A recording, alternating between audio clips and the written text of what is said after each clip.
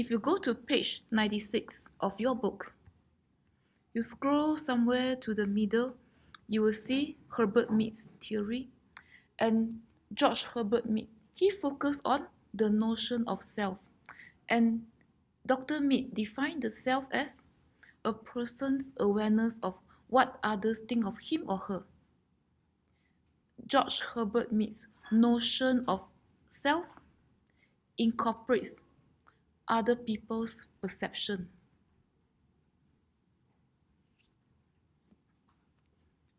And because of that, Dr. Mead assumes that self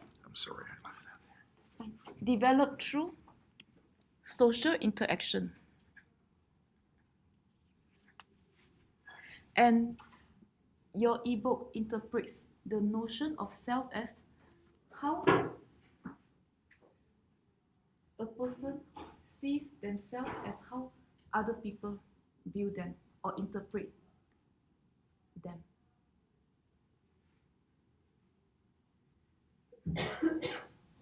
So this is a more holistic notion of the self. And the sense of self emerged through the process of socialization, given this definition.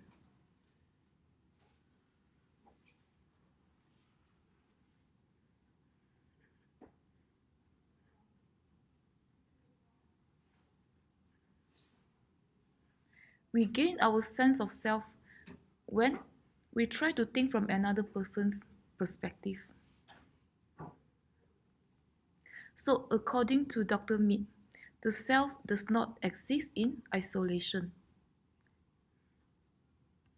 And because of that, his stages of human development focus on how the notion of self or people's awareness of self increase as we progress from one life stage to another, from childhood to teenage years to adulthood to old age.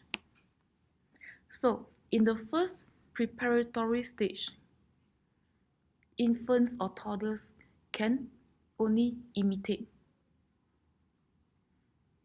actions of others. They cannot imagine things.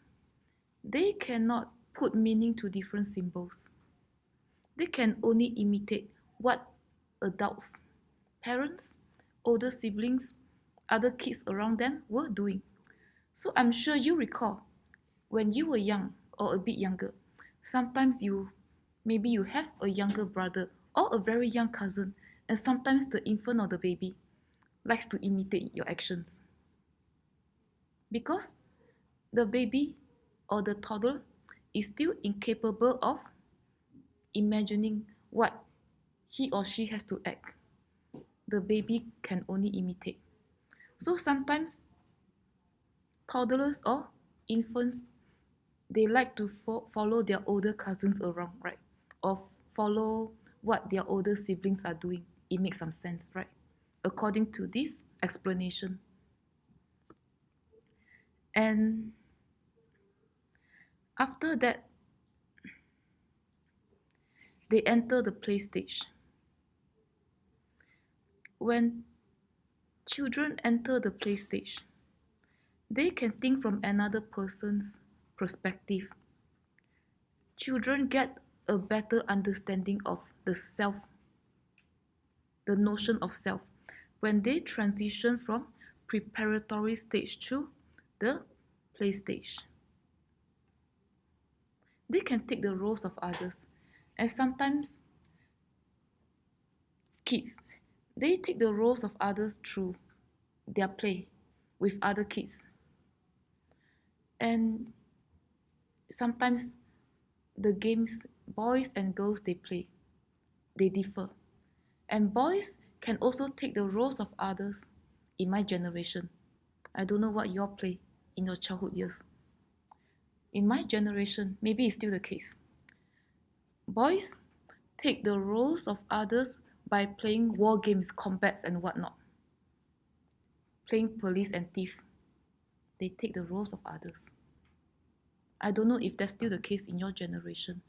And girls, we all know, take the roles of others. Sometimes they play house, play dolls. They take the roles of other family members, pretend to be the mom, pretend to have kids. So all these actions manifest that in the play stage, children can think from another person's point of view. And sometimes when kids, maybe as young as the play stage, when they play video games, I think there are different kinds of video games boys and girls play, right?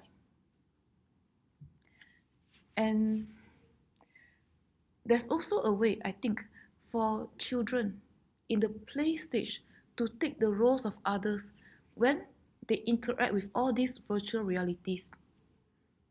Even if they have no siblings, they play video games. And they have to adapt. Maybe there are other players in these virtual realities. And they have to figure out their roles. They have to figure out other person's roles to play the game or whatnot. Whether the game is for boys or for girls, it doesn't matter. I think even through video games, children in the play stage learn how to take the roles of others. Are we clear? Okay. Let's see. What's the age range for the play stage?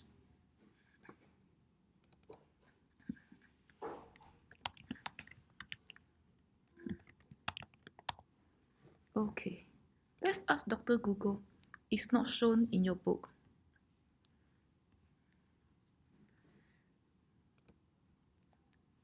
By the way, you don't have to know. Oh, this is a paper. We don't want that. You don't have to know the specific age for all these stages by different theories.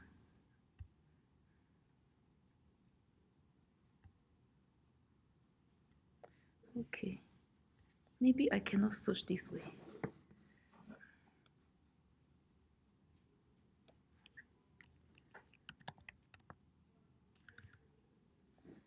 Okay.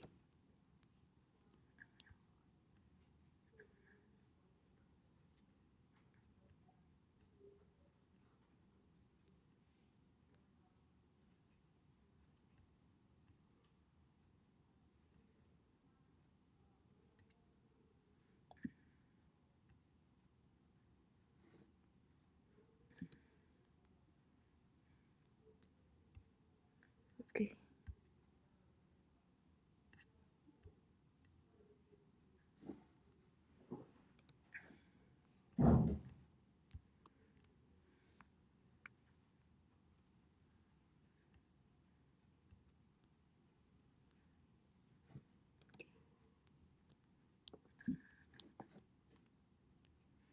Okay.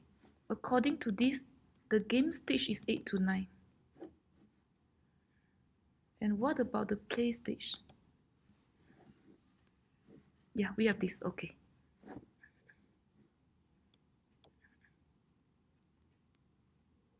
So the play stage is before 8. I just want to see the age range.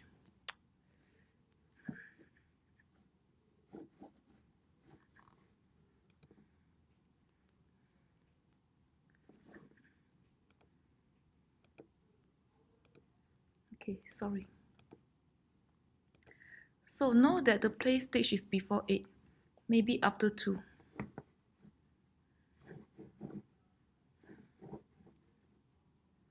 So maybe around 3 to 7, I think the kid can think from others' perspective by playing with other kids, be it his friends, her friends, or the cousins or kids in the neighborhood. And after that, the kid enter the game stage around age to 9. And from the play to game stage, the kid has a much better awareness of the sense of self, has a better ability to incorporate others' point of view. When the kid transition from preparatory stage to play stage and then to game stage, now the kid can consider multiple roles at the same time. And they can know how the roles relate to one another. And because of that, the kid sometimes they have a better idea when they play sports. There are many roles in the sport, right? There's a goalkeeper, quarterback, and whatnot. And kids start playing sports at age 5, I think. Am I right? When do sports teams form? Middle school or kindergarten or elementary school? Elementary. So around 6 or 5. So maybe when the kid, they play sports, all kinds of sports, before age 8, maybe the coach have to give more guidance for them to understand the game or the practice session. And as they enter the game stage, maybe they have a better idea of how different roles interact and relate to one another. And maybe they can be more independent. And they don't need so much guidance from the coach. And they also have a better understanding of maybe different roles in the family. Have a better understanding of what the dad does, what the mom does, and why the dad does certain things and why the mom always do certain things. And why the mom always help me with my homework, and why the dad always take the trash out, or why the dad always pick me up from school. Maybe the dad's work schedule is more flexible than the mom's. Children can reason this way when they enter the game stage. And maybe they can tell the difference between teachers and principals and support staff in the school system as they enter the game stage. Maybe at the play stage, I think children or kids, they just figure all these adults, they are just authority figures in my life, in the school system. They cannot clearly distinguish the roles and responsibilities among these authority figures in the school system. They just know all these people have power over them. And I'm the student. But in the game stage, children can make better distinctions among different roles. And they have a much better understanding of how different roles relate to one another. Are we clear? And after that, after the game stage, kids develop the idea of generalized other. When they develop the notion of generalized other, they have better expectations about what people in society expect them to do. They have a better sense of what the other people, whether people they know or people they don't know, expect them to do, expect them to be responsible citizen and how they should behave and act accordingly. That's the notions of generalized other. Are we clear?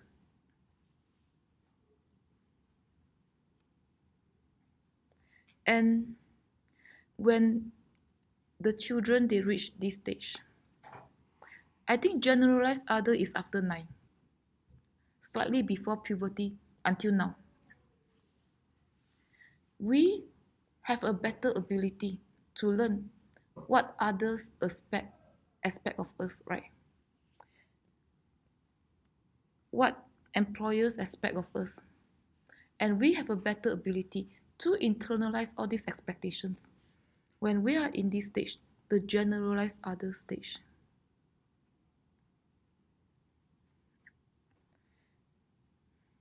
And when they are in the final stage, they have a complete understanding of the looking glass self. We've been through this concept before, right? Looking glass self. Does that ring a bell? Why do we prepare and why do we dress nice before we go for an interview? Yeah, to impress. So we imagine this is what employers expect of us, and this is what maybe my supervisors, people I'm going to meet at that organization, expect me to look, expect me to know. So I prepare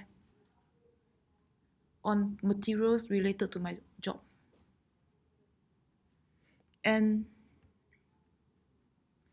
when they reach this stage, they have a much better understanding of the looking glass self compared to when they are at the preparatory stage or the play stage or the game stage. Are we clear? Question? Okay. So, another theories, I think they are all psychologists. Colbert, he observed the changes that happen when the infant transition into a toddler and the toddler transition into a kid and the kid transition into a teenager and the teenager transition into adults and adults transition into old age. He observed the cognitive changes that people go through when they transition from infanthood to childhood to teenage years to adulthood. So, his developmental stages focus on cognitive functioning and moral development. And when we were born, we were at the pre-conventional stage. And we don't have a lot of cognition in this stage. We only experience the world through our senses. And this corresponds to Piaget pre-operational stage. The infant use their senses to make sense of their surroundings, make sense of different people around them.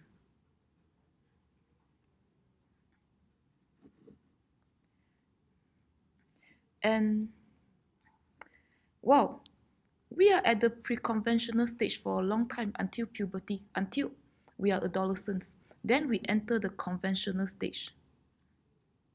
And when we are at the conventional stage, we are more sensitive towards other people's feelings. And we have a better sense of ethics and morality, of what is good, what is bad. So this also overlap with the two stages of Piaget.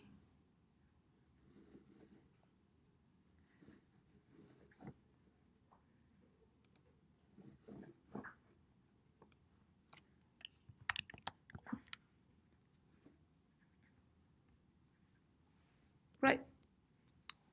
I think Colbert and Piaget are somewhat similar, in my humble opinion. Yeah, in the sensory motor stage. Yeah, infants navigate their world through their senses. But in my humble opinion, Piaget did not focus on cognitive development. And Colbert focused on how people's senses develop throughout the years in conjunction with their cognitive ability.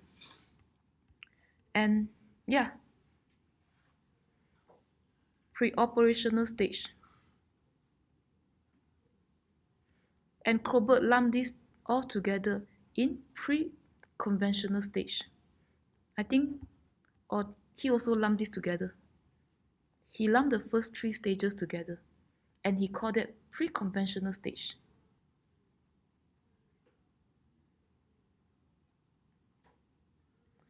And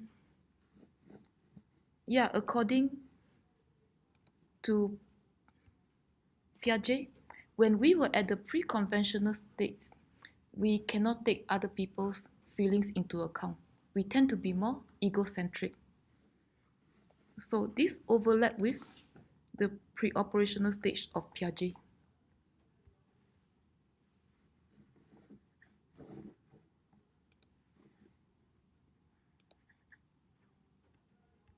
Okay.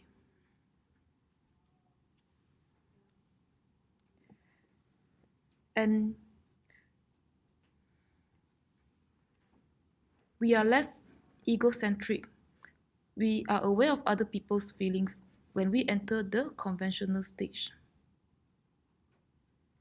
And we have a better sense of morality. And this corresponds to Piaget's former operational stage.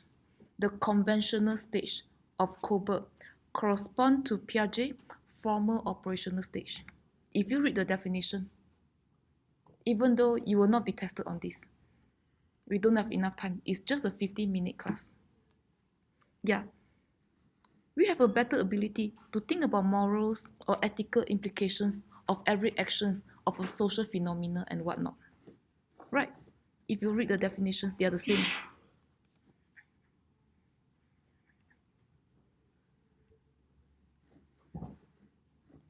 And we can better reason. Sometimes people who go to prison may not be bad people. People who steal things may not be bad people, may not be unethical. They have their own reasons. Something like Robin Hood. We can reason.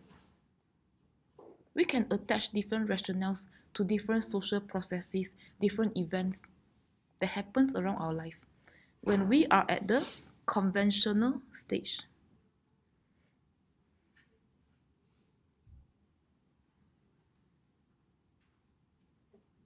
And after the conventional stage, we enter the post-conventional stage.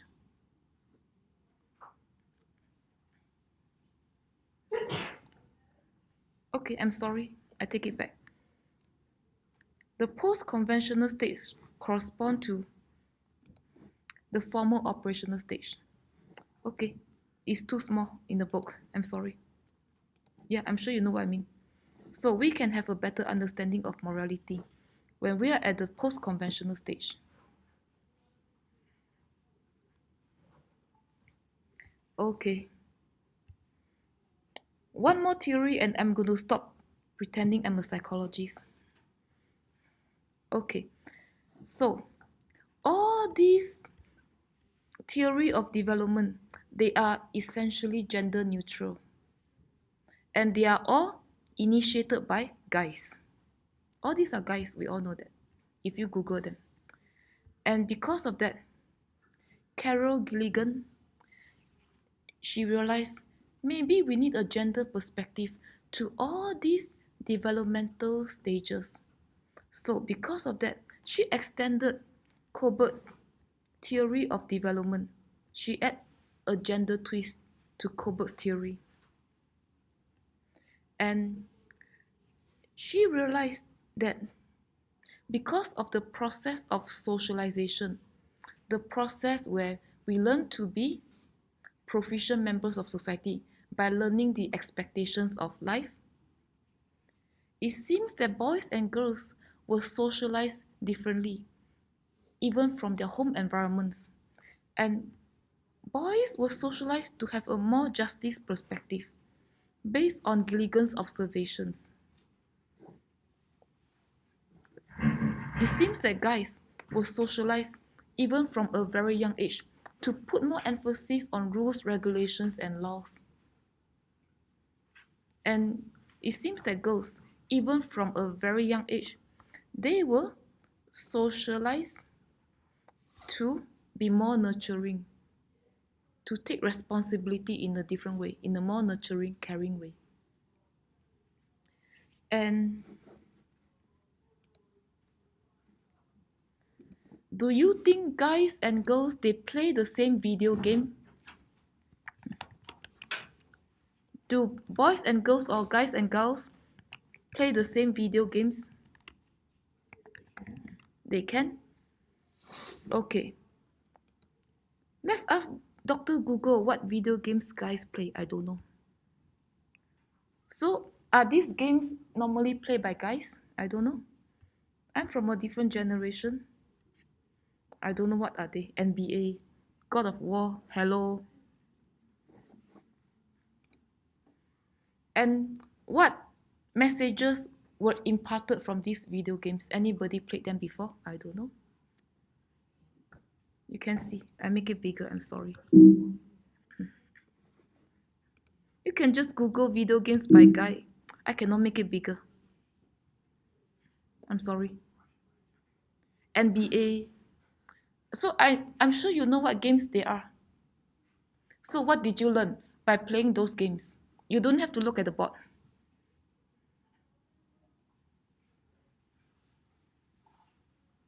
You learn certain things.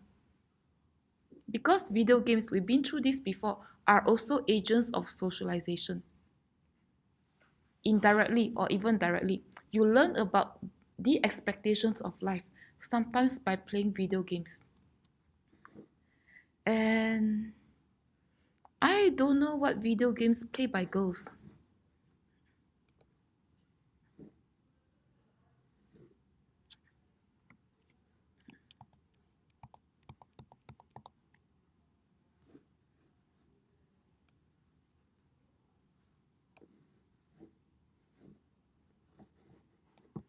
So girls play a different video game. We all know that. And because of that, girls usually go through a different process of socialization.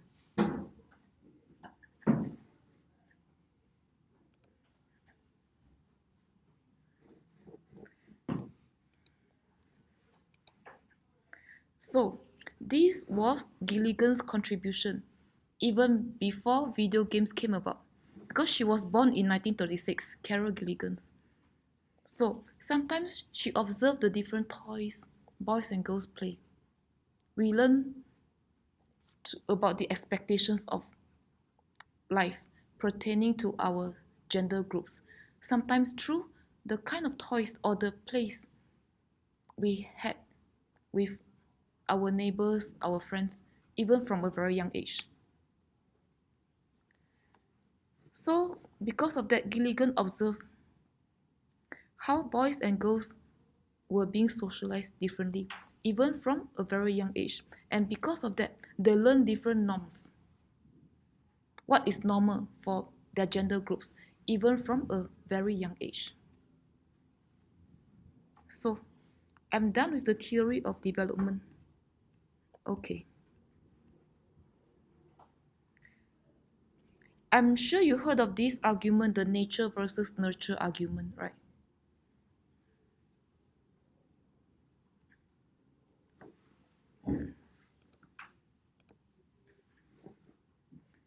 Okay. So, the nurture arguments focus more on biology, genetics. We are who we are because of our genes, genetic makeups. And the nature arguments says that we are who we are because of our social environment. But now we know it's both. Both nature and nurture plays a part in determining who we eventually are. We figure this out. And I think I posted something on Canvas.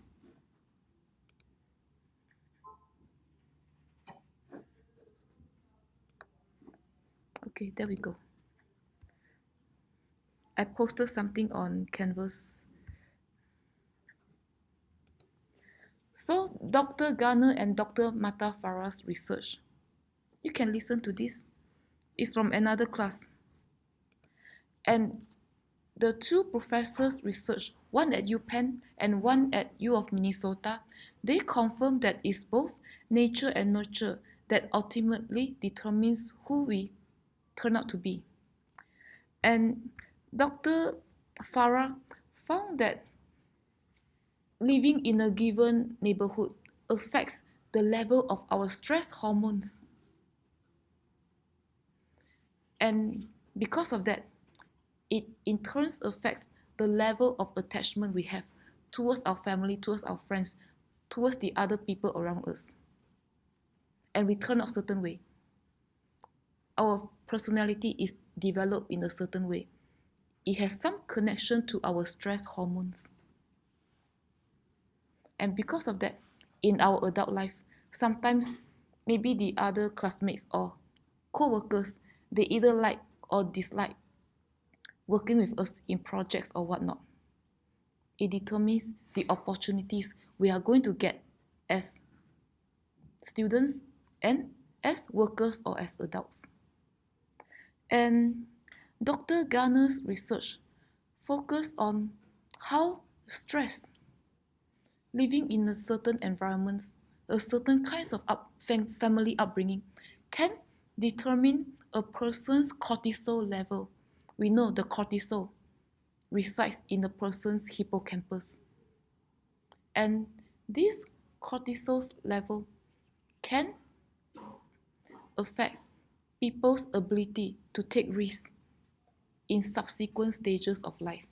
And this determines how far in life a person will go, how successful a person can go in life as the person progresses from childhood to teenage years to adulthood and eventually to old age. So many research has confirmed that it's not one or the other, is both. And think about this. We have traits, personality traits. We like it or we don't like. We have traits. Sometimes these traits came from our parents, right? Oh, I'm stubborn, like my father or like my mom. I don't like it. I don't like being stubborn, but I'm stubborn. And I don't know how to get rid of that. Oh, I don't know why stubbornness runs in my family. So, is that due to nature or nurture? Or I'm artistic. And it seems my siblings are artistic too. One of my parents is artistic. Is that due to genes or the environment, ladies and gentlemen? We all have many personality traits, right? And sometimes we like those traits, sometimes we don't like those traits, but we cannot change. So do you think all these personality traits, are they due to our biological makeup, our genetics, or our environment, or both? I don't know. There's no right or wrong answer. We have things about ourselves, whether we like it or not. Some things we like, some things we don't like. Do you think personality traits can be transferred from one generation to another through genes? Some people say they can. And some people say it's also the environment. If the person happens to be a gang member, grew up in a certain environment, and the person is used to see violence growing up. The grandfather is a gang member, the father is a gang leader. So the person is used to see violence and bloodshed growing up. So that's the nature argument.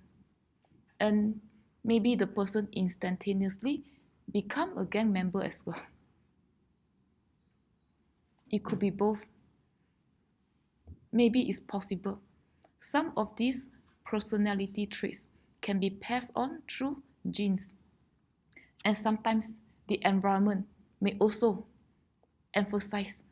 put additional emphasis on these traits.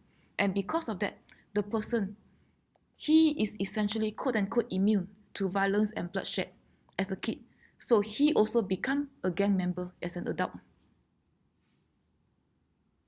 Questions so far?